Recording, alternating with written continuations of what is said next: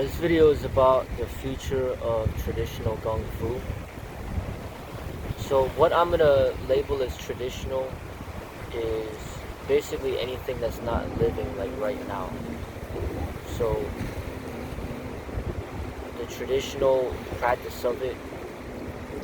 So the Shaolin Kung Fu, the creator of that style, that system, passed away, thousands of years ago. So that's considered traditional. So anybody that practices the Shaolin Kung Fu is practicing the traditional way. And the same would go with the Wing Chun. It's traditional in the sense of the same thing as the Shaolin, but just not as old, maybe over 400 years old, but it's a traditional style. Same thing with Chua Lei Fut. The founders of it passed away, hundreds of years ago. And even Bruce Lee today is considered traditional today because he passed away over 50 years ago. The founder of his way, Bruce Lee, Jeet Kune Do, is considered traditional as well, at least according to my eyes. So Tai Chi as well, traditional. And so basing my opinion on what's going to happen in the future with the traditional Kung Fu, I think that the foundation is always there. It always has been there for the last, hundreds, thousands of years. The foundation has always been there. The Tao, the teachings of Buddha, and it's just a lot of trends that has happened, a lot of fads, and there's just things that kind of changes expression from time to time, but the foundation is just there. And a lot of it is just, the influences of media as far as filmmaking is concerned, that impact its expression. And back in Bruce's time, he didn't like the way that the Kung Fu movies were just not like real fighting, just a lot of like staged things and people flying in the air, jumping around, and people that might be expressing martial arts that aren't truly trained, that aren't really trained themselves.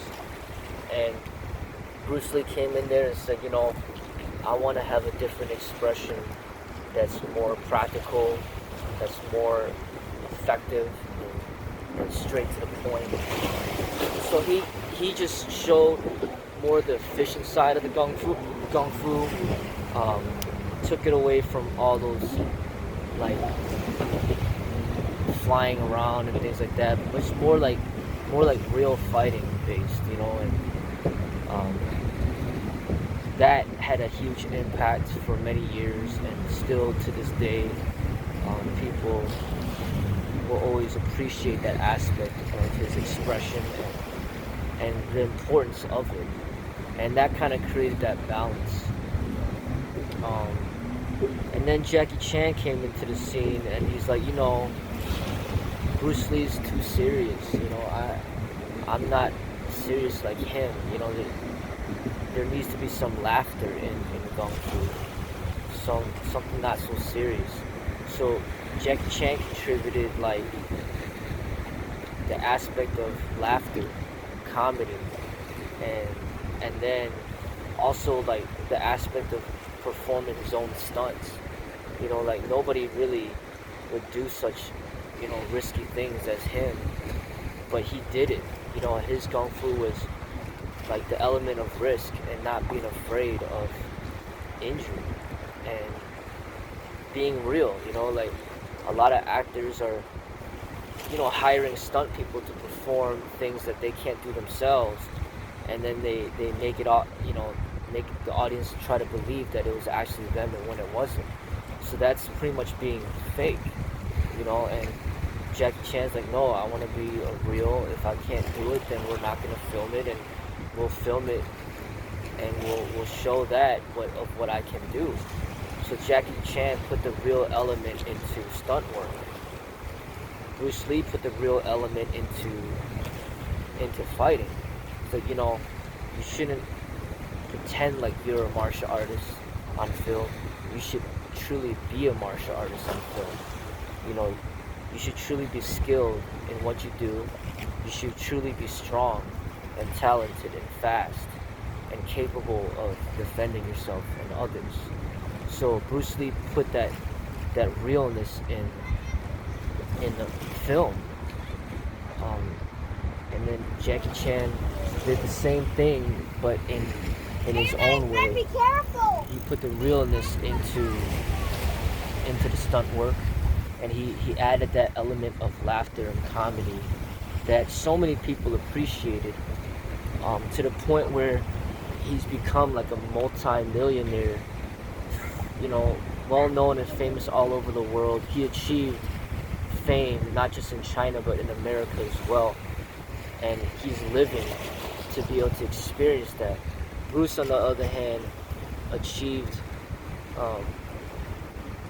fame all over the world, worldwide, but only after his death. He was only able to experience fame in China, but he never experienced fame in America. Jackie Chan, on the other hand, experienced fame not just in China but in America as well, and all over the world. Jackie Chan has been in hundreds of movies. Bruce Lee only a handful of movies.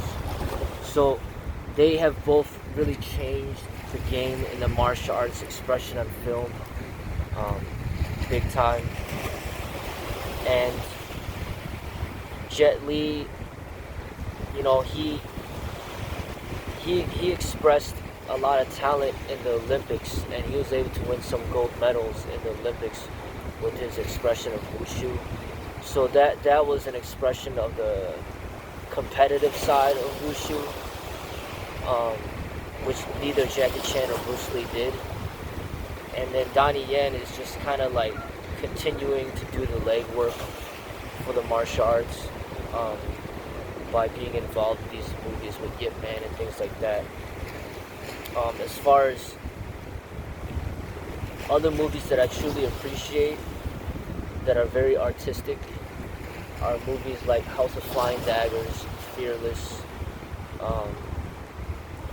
Hero, and Crouching Tiger, Hidden Dragon. Those are four of maybe my favorite martial art movies that have been produced in China. And these are all expressions of traditional Kung Fu, because all these individuals are practicing styles that have been created like hundreds of years ago, if not thousands of years ago. And there's a lot of traditional Kung Fu being expressed in movies that are coming out of China, being produced in China. Then you have all the Yip Man movies, all the Bruce Lee's movies, all the Jackie Chan's movies, all the Jet Li's movies.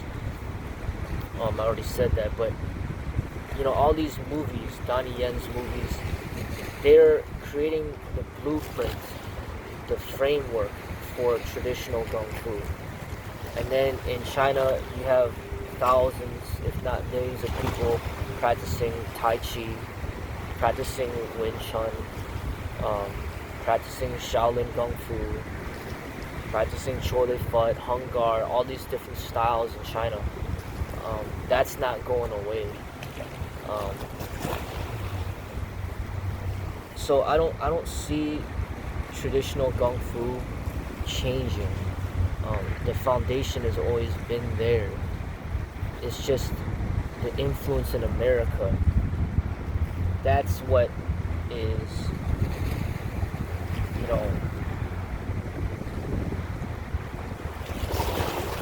that's the thing that's dying off in a way, because we had Bruce Lee, who initially introduced the Kung Fu to Americans, and it was a great appeal during his time because he brought in the real element to America as far as like the effectiveness of it, um, and it had a huge appeal. But then again, at the same time, the creators of Matrix brought in the traditional elements of Kung Fu into their fight choreography, and that gained a huge appreciation as well. Um, but Jackie Chan's expression brought in the element of comedy to America, with the Rush Hour 1, 2, and 3, and then with the Kung Fu Panda. But now, Bruce Lee's passed away. He's not making any more movies. Jet Li, pretty much after Fearless, retired from making movies. Jackie Chan, he's getting much older, and he's slowing down in his development of movies as well. Donnie Yen is still going pretty strong and getting more recognition for his work. There's the Yip Man and all those things. As far as the future face of the Chinese martial arts, I really don't know who that's going to be. But I think what ends up happening is the impact that YouTube is having puts more pressure on the shoulders of the Chinese martial artists out there to express themselves in order to create, like, to regain the attention of the Americans, so the success of YouTubers who are of Chinese descent that are expressing the Chinese martial arts becomes more relevant and very important in today's age. Hollywood has never really taken an interest in expressing the Chinese martial arts, so you're not going to find it in Hollywood.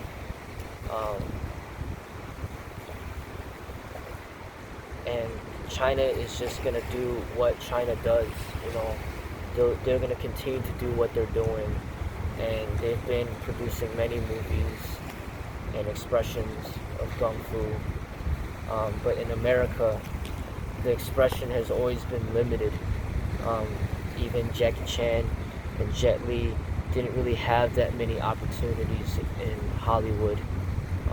And Bruce just had that one movie, Enter the Dragon, and that's it. So with no opportunities in Hollywood, Chinese Americans, there's just I don't really feel there are that many of them living in America.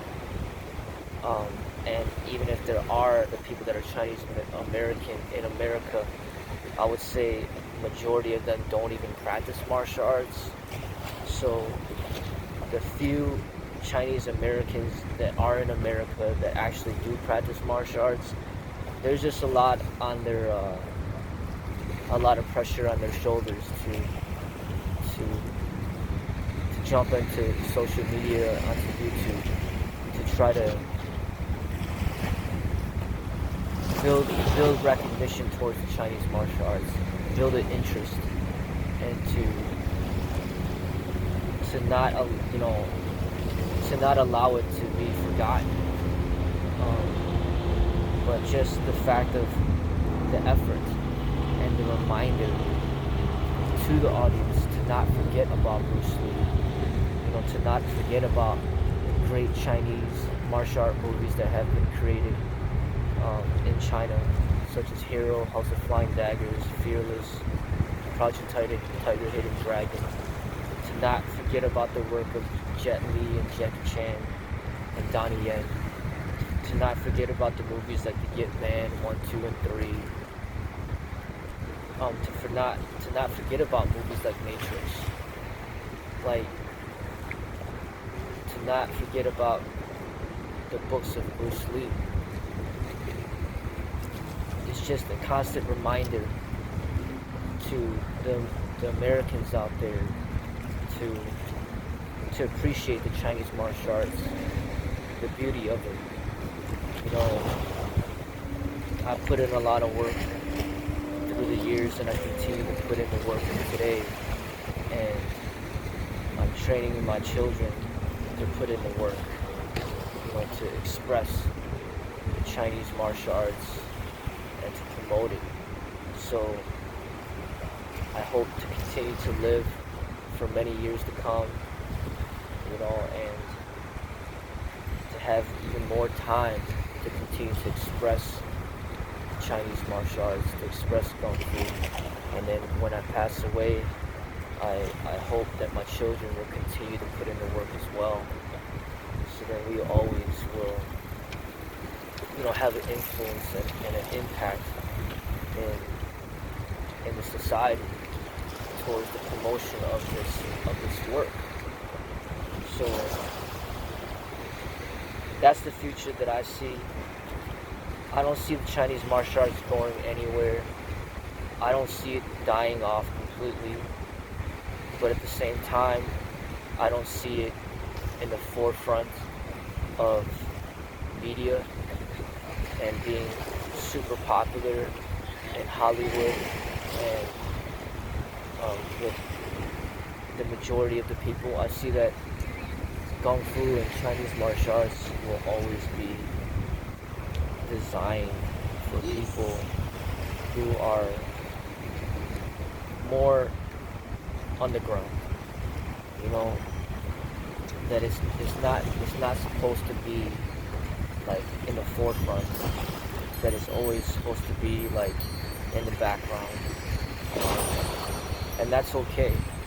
You know, it's okay if, you know, Chinese martial artists, you know, such as myself, you know, will never be in Hollywood or in a famous film, but to always be, you know, present there, but in something like YouTube, you know, where you can find it, but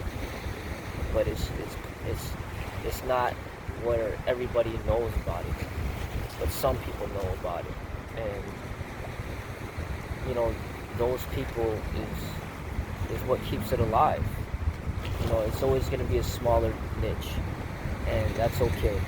You know, to me, it's kind of like Rolex, where not everybody has one, but it's highly valued in the society. It's very precious, and people that know about it, they want it.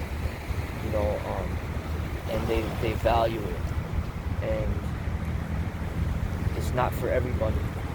Not everybody has one, and not everybody's supposed to have one. You know, and same thing with these exotic cars. Like not everybody has one, but they're out there. They're attainable, and they're precious, and they're beautiful. So the Chinese martial arts, the same thing. Not everybody's gonna practice it. Not everybody is supposed to practice it. But the few people that do practice it, the few people that do teach it, it's an extremely beautiful art, and it's very precious, and it's always going to be there. It's always going to be alive. It's survived for this long, for thousands of years, and it will continue to survive. It doesn't die. It will always be here. You know, so that's how I see, you know, traditional Kung Fu and Chinese martial arts. So everybody, take care, and thank you for all your support.